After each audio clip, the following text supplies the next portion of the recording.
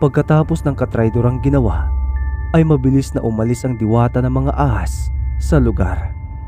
Pero bago ito tumakas, ay nag-iwan pa ito ng pagbabanta na sa susunod nilang pagharap ay mas lalo itong lalakas, kaya siguradong mananalo na ito sa laban.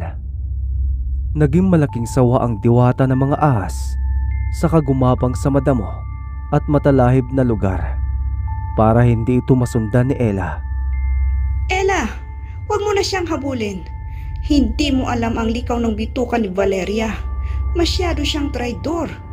Iwasan mo ang kanyang tuklaw at ibinubog ang kamandag dahil kaya ka nitong lasunin na pwede mong ikamatay. Bumalik na lamang si Ella at pinuntahan ang nakakulong na diwata para ito'y pakawalan. Napayakap pa ang dalaga rito dahil sa labis na pag-aalala. Ang akala ko po ay kung napaano na kayo. Salamat naman sa Diyos at hindi niya kayo pinabayaan. Alam mo, Ella, ang totoo niyan sinadya ko talaga ang pagbihag nila sa akin. Po? Bakit po, Diwata Hania?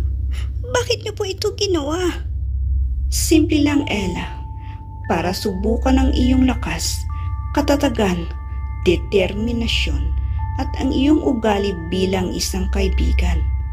Lahat ng gusto kong malaman sa iyo ay nabigyan ng kasagutan sa iyong paglalakbay. Hindi ko po maintindihan, Diwata Hania. Kung ano po ang ibig niyong sabihin Ipaliwanag niyo po sana ng mabuti. Ganito yon, Ella. Makinig ka. Sinadya kong magpahuli at utusan ang duwending si Dags na ibalita sa iyo ang nangyari sa akin. Sinadya ko rin na si Anita ang hanapin niyang kasama mo dahil gusto kong makita kung gaano ka katapat na kaibigan.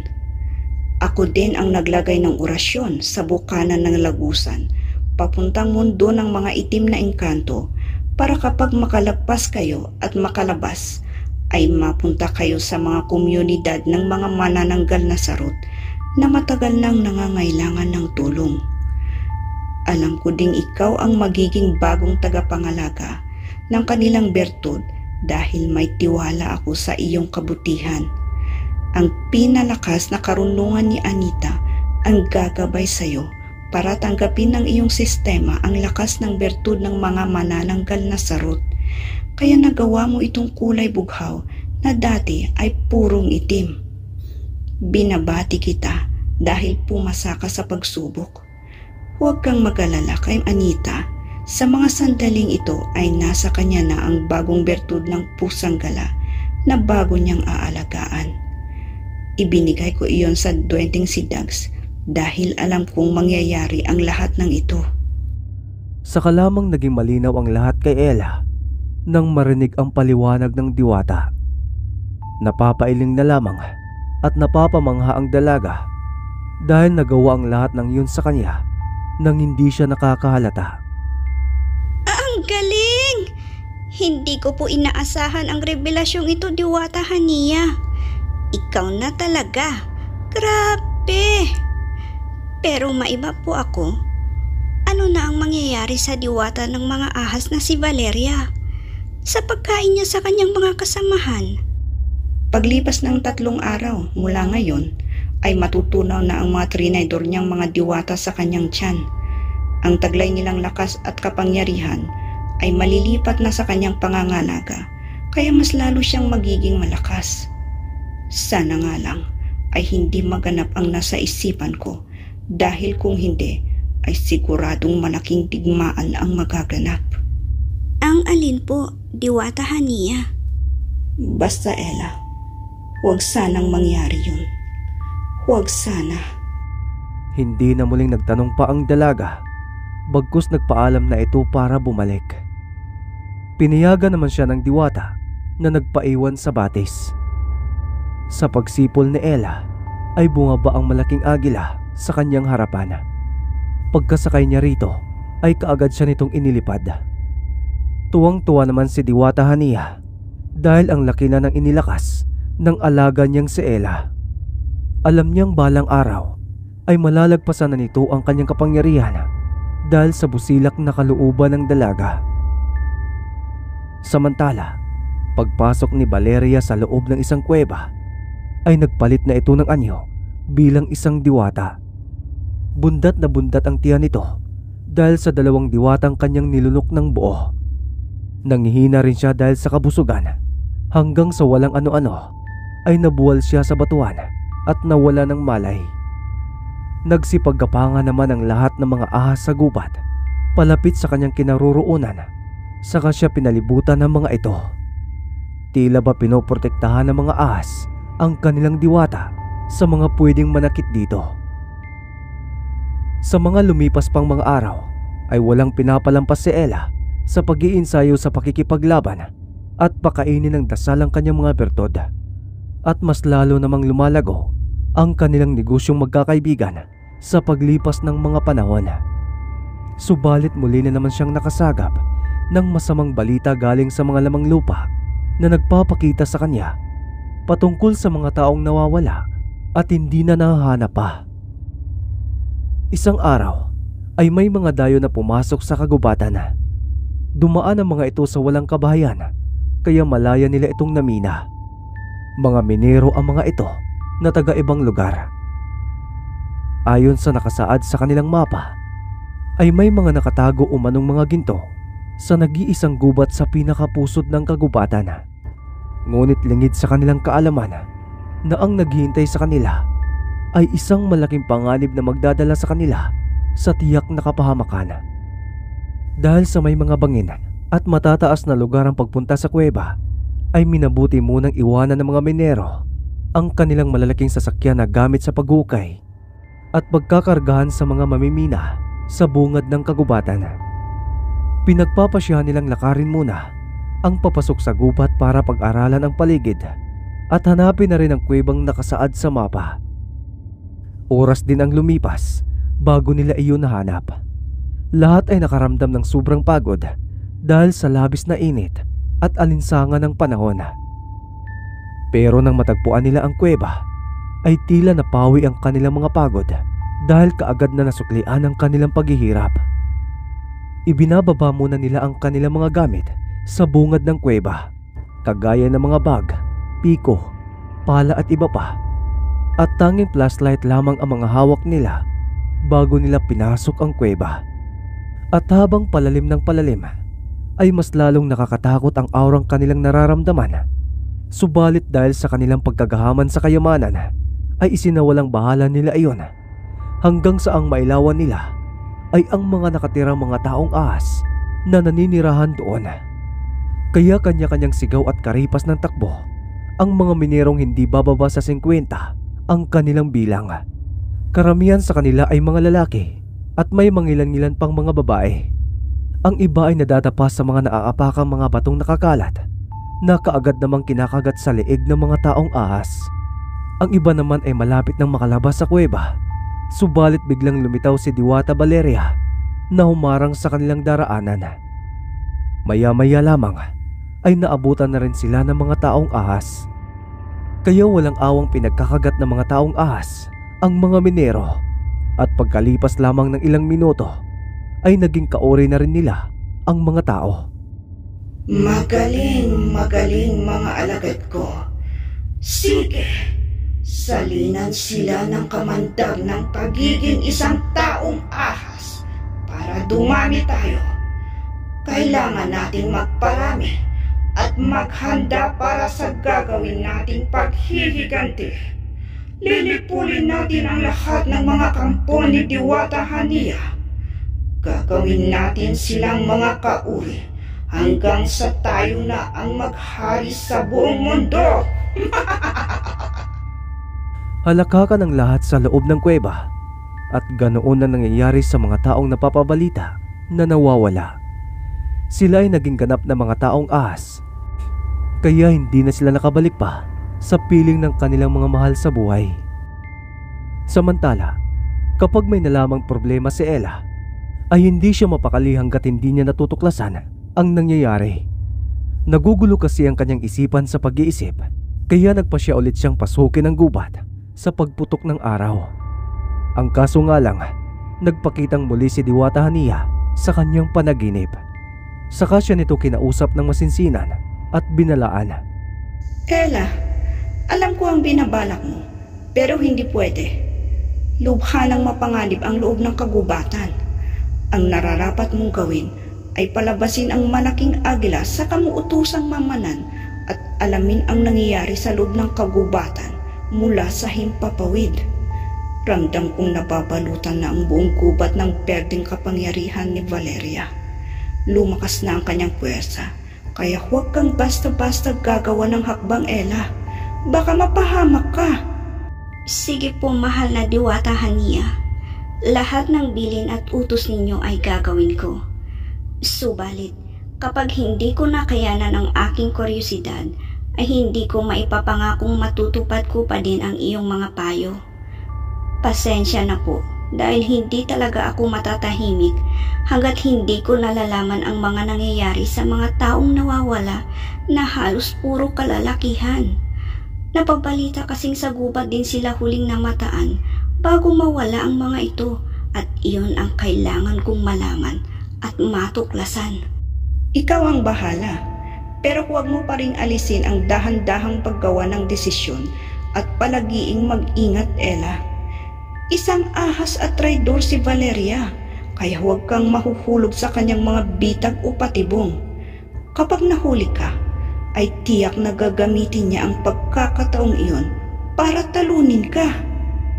Tanging pagtango lamang ang sumunod na isinagot ni Ella sa diwatang si Hania. Pagkatapos ay nawala na ito sa kanyang panaginip. Nagising naman ang dalaga na 10 oras pa lang ng gabi. Pumunta siya sa kusina para uminom ng tubig, saka bumalik sa kanyang higaan. Sa pagsapit ng panibagong umaga, ay pumunta si Ella sa paanan ng gubat. Inilibot muna niya ang kanyang mga mata at nang makasiguradong walang ibang mga tao roon, ay sa kanya pinakawala ng malaking agila na kayang magkubli sa tangan niyang bertod ng mga manananggal na sarot. Kagaya ng bilin sa kanya ng diwatang si Hania, ay pinagmasid niya ito sa kagubatan mula sa himpapawid. At habang naghihintay si Ella at hindi mabagot, ay nilibang muna niyang kanyang sarili sa pagtulong sa kanyang mga kaibigan sa kanilang mga negosyo. Halos kalahating araw rin ang kanyang hinintay bago magparamdam ang malaking agila sa kanya. Sa hudyat ng bertud sa pamamagitan ng pagkislap, ay sigurado siyang nasa partina ng gubat ang kaibigan niyang ibon na may daladala ng balita. Sa pamamagitan ng paghawak sa ulo, ay nakita ni Ella ang mga napagmasdan ng ibon. May mga kumpol na mga nilalang na berde ang mga katawan, ang nahagip ng kanyang mga mata. Binalik-balikan niya ang parting yon hanggang sa makasiguro siyang mga taong ahas nga ang nagpagalagala sa loob ng kagubatan. Dahil doon ay nakatitiyak siyang nasagot na ang kanyang mga katanungan na bumabagabag sa kanyang isipan patungkol sa mga taong nawawala sa gubat at hindi na nakabalik pa. Animal na Valeria, nagpaparami ng kakampi. Tinutuklaw nila ang bawat taong makita para maging taong ahas kagaya nila at umanib sa kanilang pangkat. Hindi ito pwede. Hindi ko hahayaang mas lalo pang dumami ang kanilang mabiktima at mahawaan. Diwata Hania, pasensya na, pero kailangan ko nang kumilos. Pinahintay niya ang malaking agila sa bungad ng gubat. Sinabi niya rito na hintayin siya dahil kukuha lamang siya ng mga kakailanganin sa kanyang paglalakbay. Hindi naman natagalan si Ella dahil mga mahalagang bagay lamang ang kanyang mga dinala. Sumakay siya sa likod ng kaibigan niyang agila, saka sila lumipad. At nang mapatapat sila sa pinakapusod ng gubat, ay doon nakitang muli ng dalaga ang mga taong ahas. Subalit 3 lamang ang kanilang bilang. At sa paghawak ni Ella sa balahibo ng agila, ay alam na kaagad nito kung ano ang gagawin. Naghanap ang ibon ng magandang pwestong lalapagan para ilapag ang dalaga. Pagkalapag nito, ay muling lumipad ang ibon para muling magmasid at para magabayan na rin ito ang dalaga. Akma na sanang mag-uumpisang maglakad si Ella nang makarinig siya ng mga yabag at huni ng mga ahas sa buong paligid. Mabilis siyang nagtago sa mga halamang mayayabong. Ang 3 taong ahas na kanyang nakita kanina ang mga lumantad sa kanyang kinaroroonan. Tila ba naaamoy siya ng mga ito kaya siya nasundan. Dahan-dahan namang hinugot ng dalaga ang daladalang itak mula sa lagayan nito sa tagiliran bago siya nagpakita sa mga iyon. Ako ba ang hinahanap nyo, mga taong ahas? Pasensya na, pero ito na ang huling araw na makakapambiktima kayo ng mga tao para gawin ninyong kauri ninyo. Kaya naman ura-urada siyang sinugod ng tatlo para tuklawin siya. Sinalubong naman niya ang mga ito, saka pinagtataga ang kanilang mga leeg. Mabilis naman niyang natalo ang mga taong ahas, pero kaagad din namang may sumaklulo sa mga ito. At dahil sa sobrang dami ng mga ito, ay napilitang umatras at tumakbo si Ella para iligtas ang kanyang sarili sa tiyak na kapahamakan. Sinusundan naman siya ng malaking agila para alalayan kung sakaling malagay siya sa alanganing sitwasyon. Nalintikan na. Ang dami-dami na pala nila. Buisit. Kung alam ko lang sana na ganito inagapan ko na dapat ng mas maaga. Kawawang mga nabiktima. Sa bilis ng pagkilos ng mga taong ahas, ay malapit na nilang maabutan si Ella. Ibinubuhos naman ng lahat ng dalaga ang kanyang bilis sa pagtakbo. Subalit hindi na niya malayuan ang mga kalabang patuloy siyang hinahabol. Halos mahawakan na siya ng mga ito, subalit hindi iyon natuloy dahil ang isa sa mga taong ahas na nasa kanyang likuran ay bigla na lamang tumimbwang na may tama ng palaso sa ulo nito. Sunod-sunod pa at tila umuulan ng palaso sa kagubatan, at ang lahat ng iyon ay tumama sa mga taong ahas. Nilingon naman ni Ella ang pinanggagalingan ng mga palaso at nakita niya mga dalaga na may tigi-isang sibat at may nakasabit na birtud ng pusang gala sa liig ng mga ito. Sa harapan ay nandoon si Diwata Hania na nakatayo at nakangiting pinagmamasdan siya. Pinasahan si Ella ng isang sibat ni Anita. Nagkangitian pa sila, pati na rin ang ibang mga dalaga. Alam kong mangyayari ang ganito, Ella. Dahil sa pagmamalasakit mo sa mga tao, ay alam kong hindi ka magpapapigil sa pagpasok dito sa gubat. Kaya tinipon ko ang lahat ng dalagang may hawak na bertud kasama si Anita para tulungan ka sa laban. Ngayon ay mag-uumpisa na ang totoong digmaan, Ella. Tapusin na natin ito. Sa hudyat ni Diwata Hania ay sabay-sabay silang nagpakawala uli ng mga palaso. Nang maubusan ng mga bala at may natitira pa sa mga taong ahas, ay kanya-kanya silang bunot ng mga itak sa kani-kanilang tagiliran. Sa kanila sinugod ang mga yon. Hindi naman nagpapatinag ang mga taong ahas, lalo na nang lumitaw ang kanilang diwatang si Valeria na nagpalakas ng kanilang loob. Kaya nagsalpukan ng bawat panig. Si Ella naman ay mas piniling harapin si Valeria. Tapusin na natin ito, Valeria. Masyado ka ng maraming inosenteng nadadamay dahil sa kasakiman mo sa kapangyarihan. Kailangan ka ng tuldukan para wala ka ng mapirwisyo pa. Tinawanan lamang siya ni Diwata Valeria, saka siya nito sinagot. Sinabi nito na kung iyon ang nais ng dalaga na mangyari, ay kanya itong ipagkakaloob. Nagulat naman si Ella sa kakayahang ipinamalas ng babaeng ahas. Kaya nitong pahabain ng mga braso at gawing makamandag na ahas ang mga kamay na siyang ginagamit nito para sugurin ang dalaga. Nakakailag naman si Ella, subalit hindi niya alam kung hanggang kailan siya tatagal. Hindi ako matatalo sa laban. O Panginoon ko, gabayan mo po akong tapusin ang kasamaan ni Valeria. Bigyan mo pa ako ng lakas para talunin siya. Nagpakawala ng napakatinis na huni ang higanting agila, at dahil doon ay nasira ang konsentrasyon ni Valeria at kinuha naman iyon ni Ella bilang isang magandang pagkakataon.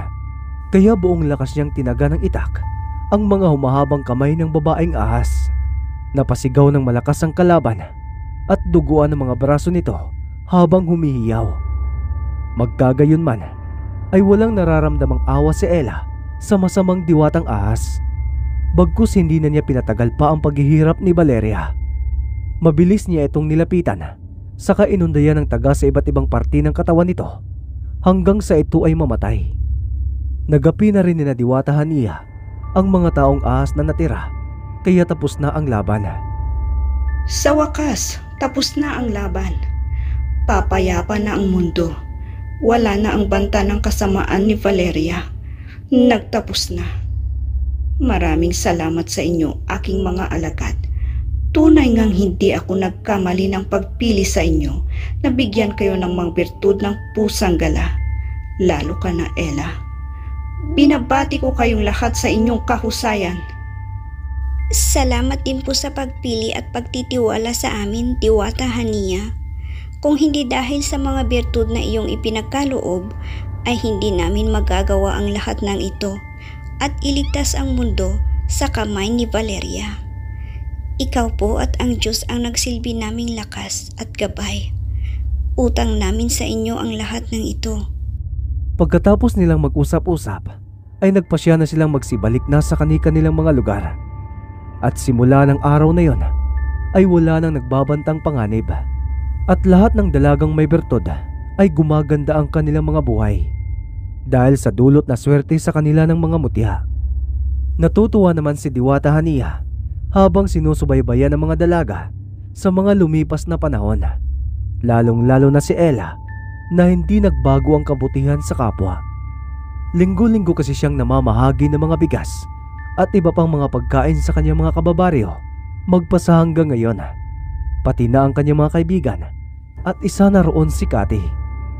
Namamayani sa lugar ni Ella ang pagmamahalan, pagmamalasakitan, pagtutulungan at pagbibigayan. Hanggang dito na lamang po ang aking kwento at sana ay may naiwan akong aral sa inyo. Magandang araw mga kalakbay, hanggang sa susunod na kwento. Salamat.